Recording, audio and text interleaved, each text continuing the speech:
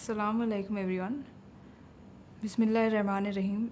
The topic that we'll be discussing today is how to manage the difficulties that we face in life.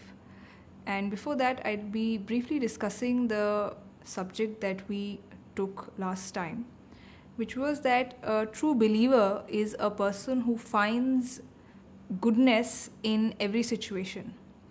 And that was a hadith of the Prophet Muhammad, peace be upon him. He said that a believer, when he faces a situation that gives him happy, when he experiences a happy occasion, then he is grateful to God. He expresses gratitude to God. And in this way, that happy occasion or that moment of joy becomes an aspect of goodness for him. And similarly, when a believer faces a difficulty or a situation of hardship, he bears with it patiently. He shows patience in such difficult times. And in this way, that difficulty then becomes an aspect of goodness for him. So this is how a believer leads his life in the world. He is a person who finds an aspect of goodness in everything that he experiences. If he is happy, he does not develop pride because of all that he has achieved, because of all of his accomplishments. Rather, he attributes everything that he has to God. And similarly, when he is in a situation of trial, in a testing situation, he does not despair over it. He does not lose hope. Rather, he turns to God with greater fervor and greater emotion. So that helps him in establishing a bond, a deeper relationship with God Almighty. So everything that a believer goes through adds to his personality spiritually, intellectually. And this is the way that he leads life in this world. Now, moving on to the subject that we have to discuss today, that is how to manage difficulties in life. And this is based on another tradition or hadith of the Prophet Muhammad, peace be upon him. And he said that if a believer lives in the midst of people, he interacts with people, and is patient over the difficulties that he faces due to people, then such a believer deserves greater reward or higher reward compared to a person who does not live in the midst of people, who does not interact with people, and nor does he bear patiently with the difficulties that he faces on account of people. And this hadith has been mentioned in Sunan Ibn Majah, and it gives us a very important lesson for life. Because as we all know, we are all social beings. We live in a society. We cannot live separate from society. We cannot live in isolation. We all are dependent on other human beings. And this interdependence calls for our living in the midst of people. And this is something we all agree upon. We have to live in the midst of people. We cannot live in an island. We won't be able to survive there. And now when we live alongside people, there's something that happens inevitably or naturally. And that is, we naturally face unpleasant experiences from others. When we deal with them or when we interact with them, we have to undergo a lot of untoward incidents that we face from people. So it may happen that somebody treats us or may treat us unjustly according to our understanding. Or it could be that somebody is willfully, maliciously creating obstructions in the work that we are doing. Or it could be simply that somebody spoke to you very rudely and harshly and you found it humiliating and disgraceful. So these are regular occurrences which we all have to go through in life because we live in society, because we are social animals, we are social beings. We cannot avoid such situations. So what do we do when we face such a difficulty? When we face such unpleasantness coming from others? One option before you is that you fight against it. You confront it.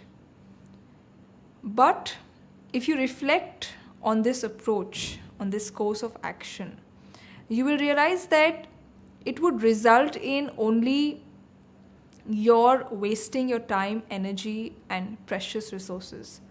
And most importantly, you will lose the most treasured thing, which is the peace and calm of your own mind. This is what happens if you go on a confrontational course, if you begin to fight against the problems presented from others. So we have to understand that the world that we are living in, this world has inherently been created in such a way that we will definitely face problems from people. We cannot separate ourselves from problems. We will always encounter problems. So one of your approaches could be, one of the methods that you adopt in the face of such problems is to create a hue and cry over it. Begin to fight, quarrel, and dispute with those who are creating the problem and become extremely furious. So this approach that you follow, it might help you to eliminate a problem. But what happens after that? You will see that another problem is created. And that problem could be even greater compared to the problem that you faced earlier. So this is the nature of the world. This is how the world intrinsically is. You will face one problem after another. You cannot eliminate the problems from your life. So what do? If you continue to confront, if you continue to quarrel and fight, you're just wasting away your opportunity of life. So what you have to do is, do not fight with these problems. Rather adopt a non-confrontational method, a non-confrontational approach. Try to achieve your goals without confronting with these problems. This is the methodology that we all have to adopt. Because fighting with the problem, confronting headlong and clashing against all the difficulties that we face will not help us. It will not eliminate the problems of life. So we have to find a method, a course of action, or an approach that helps us to achieve our goals even though we face problems. And that approach should be non-confrontational so that our time and energy and our resources can be preserved and channelized in the best direction, in the most positive and constructive manner. So this is the teaching that we get from this particular hadith of the Prophet Muhammad, peace be upon him. And that is, we have to face difficulties in life.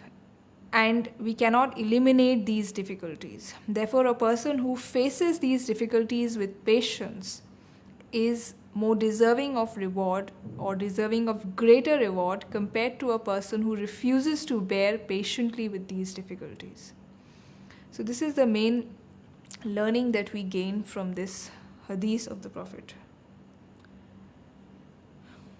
The first question is from Mr. Imran Ali. Can you please give an example of what the Prophet did when he faced problems and difficulties from people? We learn a very important lesson from the life of the Prophet, peace be upon him, and that is, we must not develop a problems-oriented mindset. If we face a problem or if we find a problem outside of us, having been created by somebody, then our mindset should not be oriented around that problem, and we must not go about creating an uproar over that problem, organizing protests and demonstrations, voicing our grievances in all fury, and trying to fight against that problem. Rather, we should try to fulfill our goals, fulfill our aims and objectives in spite of the existence of those problems. This is what we learned from the life of the Prophet. And there is an example which we have that has a lot of learning for all of us and is also quite relevant considering the present circumstances. So we see that the Prophet, when he was sent to Arabia in the 7th century as a messenger of God, he faced a lot of opposition from people. And one of the ways in which people expressed their hostility to the Prophet was by heaping abuses at him, criticizing him, and ridiculing him. They would subject him to all kinds of atrocities. They created a lot of hurdles in his mission of preaching the message of God. And they would create suspicion about the Prophet's character and even the Prophet's message. So this was a huge problem which the Prophet faced from his opponents in Arabia. And we see that this was a big difficulty for the Prophet. And what was the Prophet's approach, his response to this problem which people created for him? Problem of continuously subjecting him to mockery, ridicule, and censure. The Prophet did not command his companions or his followers to go on the streets and to protest against such unjust behavior that was being meted out or directed at a prophet of God. The Prophet, as we all know, was somebody who was a representative of God Almighty. And he was being treated in the most sad way. He was being ridiculed, he was being rebuked and reproached.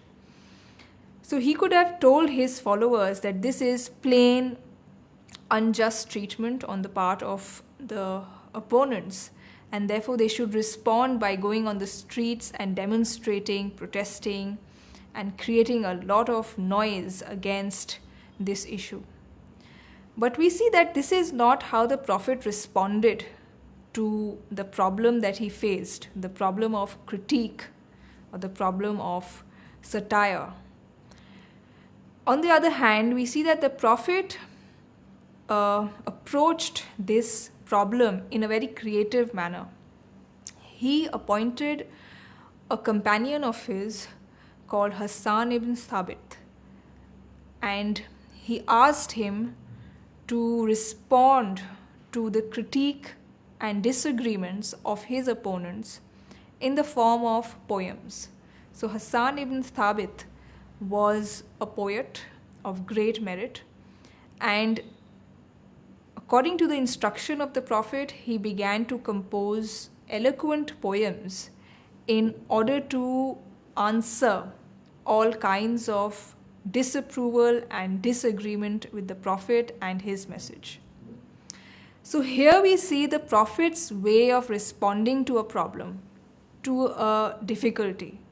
He would not go about fighting with the problem or the problem creators. He did not want to silence the problem creators. Rather, he found a way out of the problem. His mission faced a challenge, his mission faced a real difficulty created by the opponents, by the Quraysh, who disagreed with the Prophet. And the Prophet did not start battling out with them. He did not start wanting to eliminate them or censor their remarks. The Prophet instead used a very wise method of dealing with the problem, managing the problem. So his mission continued unaffected. The Prophet's energies were focused entirely on continuing the work of preaching, and at the same time he dealt with the problem peacefully and in a non-confrontational way. So this is the method that we get from the Prophet. Don't fight headlong. Don't go into confrontation or clash. Rather find another possibility, another creative solution, a way out that helps you to achieve your goals without confrontation. So that was the prophetic method. The second question is from Miss Sabah Ahmed. How does not clashing with the problem help us? One of the most important ways that not clashing with the problem helps us is that it preserves our energy and helps us to find the most appropriate solution to the challenge that has been presented to us. And I would like to give an example from the natural world. The world of nature, as we all know, has been created by the same God who has created all of us. So this nature or the natural world has a lot of examples for us which help us to understand the kind of attitude or the kind of method of life we should adopt. So I was reading about the organisms, the microorganisms, which exist beneath the ocean floor. We all know that the ocean contains a lot of animals, a lot of flora and fauna. But until recently, it was thought that when we go further down into the ocean and we go beneath the ocean floor, then over there is absolutely no existence of life. Life cannot exist in such harsh conditions. The conditions over there are extremely harsh because there is no sunlight. And sunlight is a very important means for production of energy. Sunlight is a source of survival. So if we go deep down under the ocean and there no sunlight can penetrate, then obviously scientists thought that life itself cannot survive. There can be no living being, no living organism. But recent studies and recent research has shown that several microorganisms exist even in those harsh conditions deep beneath the ocean floor. And scientists were deeply amazed to find out that life over there has found a way to survive in those very difficult circumstances and conditions. And how have they found a way to survive? They have developed a mechanism to produce energy without sunlight. It's an alternative mechanism. And this is how they exist even in those very tough conditions.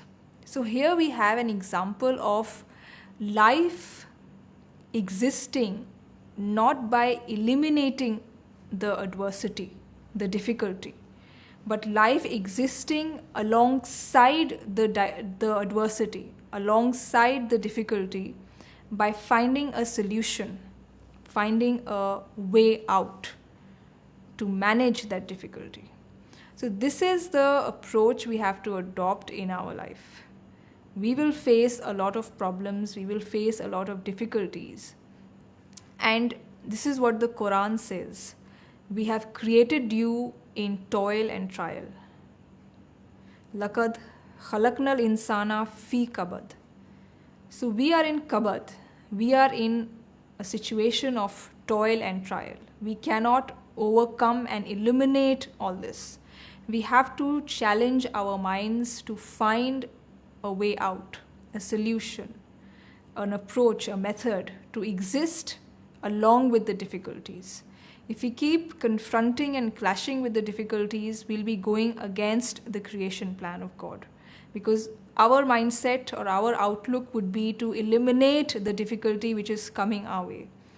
And difficulties cannot be eliminated. If one goes, another comes in.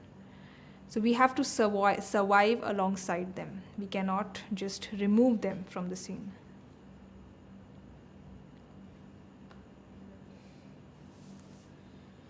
This question is from Mr. Mushtaq Ahmed. How to find the right solution for the problems? The way to find a solution to the problem is, first of all, not being impatient. What we tend to do is, when we face a problem, we immediately react. We have developed a reactionary mentality or mindset. A problem comes our way and we immediately respond in a hasty way. So we have to prevent ourselves from giving a hasty response, a reactionary response. We must try to reflect and deliberate over the problem. And this is why the hadith I quoted in the beginning said that a person who lives in the midst of difficulties and bears patiently these difficulties is deserving of greater reward. So bearing patiently with difficulties means that you don't adopt the way of cowardice or passivism, or you retreat from the problem. Patience means that you allow your mind to think and come up with a plan on how to chart your course out along with the difficulty, rather than immediately reacting against the problem or the difficulty and creating more problems for yourself. So think patiently, reflect on the problem, and make a careful, meticulous plan, and that will be the best way of finding a solution to any problem. This question is from Mr. Mansoor Hussain Arab. How to live in the present? What we people generally do is that we think, or we have in our minds, a lot of bitterness from the past. We keep ruminating over the negative experiences that we have faced in the past. A lot of untoward incidents which may have happened with us. We keep thinking as to why it happened, why somebody behaved with us in a wrong way, and how we suffered so much. So we have to understand that this thinking about the past is extremely detrimental for our health. We have to be able to overcome all that has happened in the past so that we can have our minds free to do something important, something worthwhile in the present. So, to be able to live in the present, to be able to use our present most productively and most efficiently, we have to consciously forget all that which is troubling us from our past. Because if we don't forget it, if we remain stuck on that, then what would happen is that our mental energy would be sapped, our efficiency would decrease, and our attention would be more on what had happened with us than on the work which lies ahead. So, for your own greater efficiency, for your own better performance, you have to leave out what happened in the past and live and work for the present. This question is from Ms. Adila Javed. How can we be rational with those who create problems for us? We have to be rational. We can be rational in the event when somebody creates problem for us by not holding that particular person responsible for the problem. What we often do is that when we face something wrong or unjust from a person, we hold that person responsible, we lay the blame on that person, and we develop a lot of negativity and hatred for all that he does and for his behavior toward us. But we must think from the perspective of the way life has been made, human life has been made. The way human life has been made, or the creation plan of God for human life, is that problems will naturally come, and they will not come or they will not emerge in vacuum out of the blue. Problems will obviously appear or come in our life in the form of a person. A problem will naturally be created by somebody or the other. It will not emerge on its own. So we should try to de-link the problem from the person who has created the problem.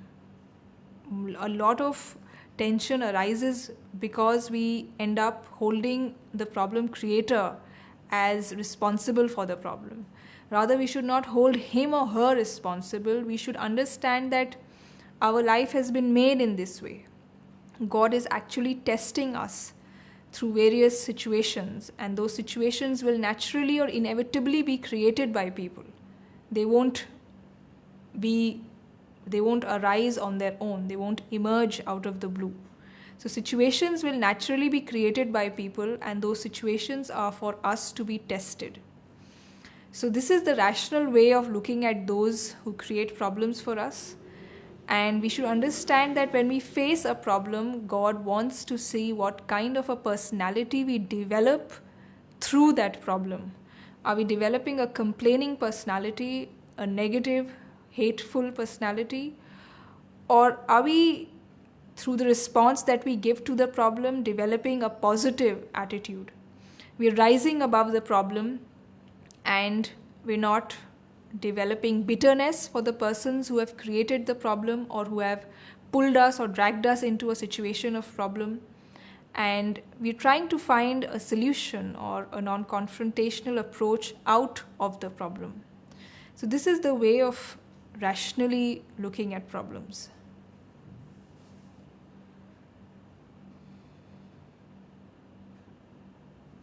This question is from Mr. Salim.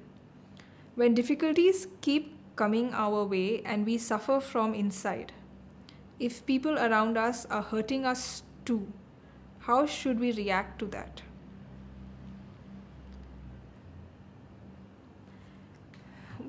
We have to understand that when somebody creates a problem for us, then we should not hold that person accountable.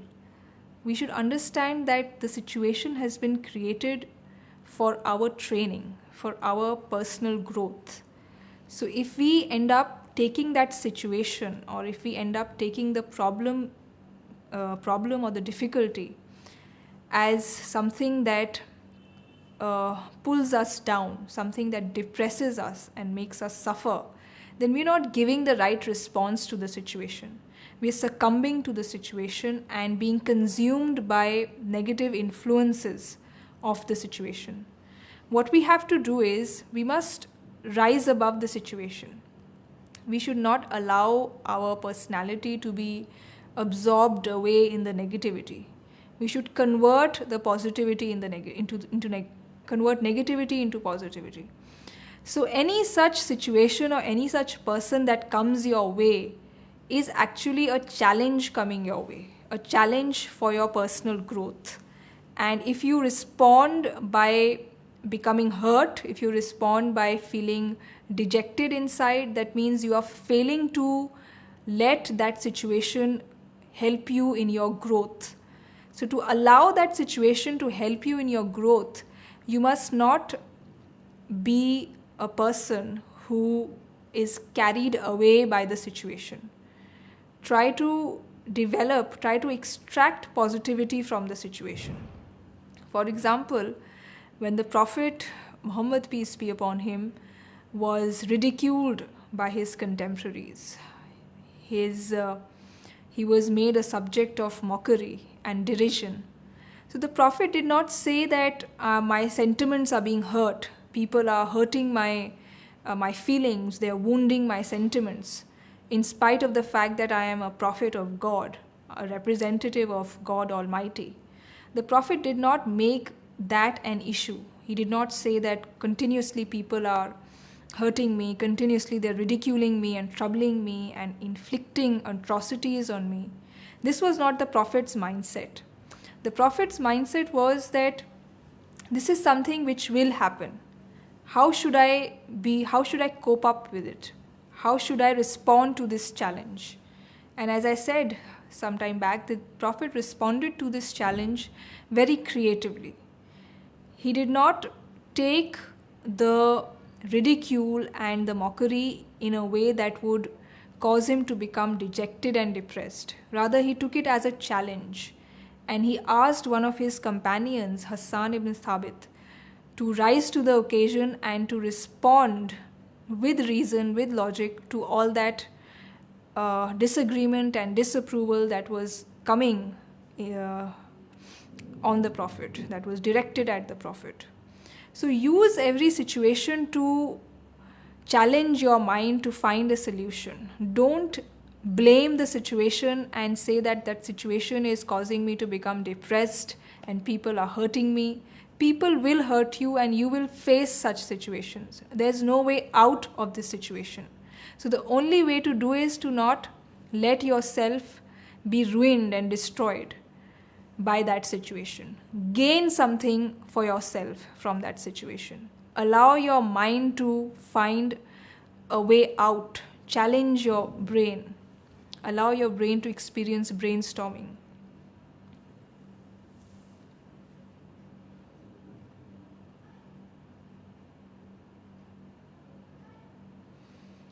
This question is from Mr. Hanifa.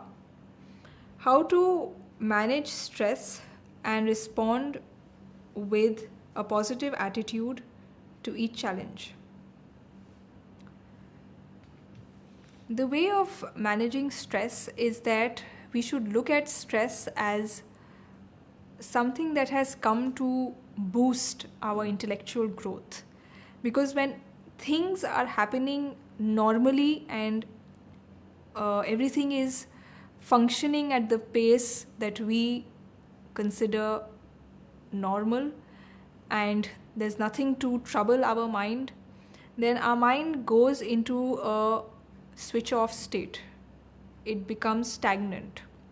So the stresses that come in our life, they actually create a kind of difficulty for the mind. The mind is in a challenged situation. It starts working at a very high pace to find a solution to the problem that you have faced. So it is similar to the way your muscles work.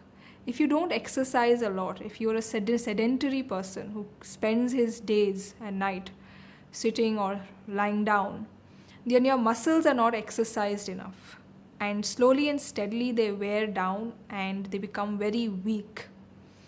But if you exercise your muscles, if you're a person who's extremely active, who is engaged in a lot of activity and does a lot of physical work, then your muscles will be very strong. Your muscles will be able to bear a lot of strenuous situations. So same is the case with our mind. If everything is happening normally, everything is happening in a way that creates no disturbance for us, then our mind will be in a closed state. But if we face a stress, then all the closed windows of our mind are flung open. It goes into a very active and a very alive state. And it uses all its capacity to find out a solution to the stress that you're facing. So stress is actually a kind of nutrient for your mind. It allows your mind to grow, expand.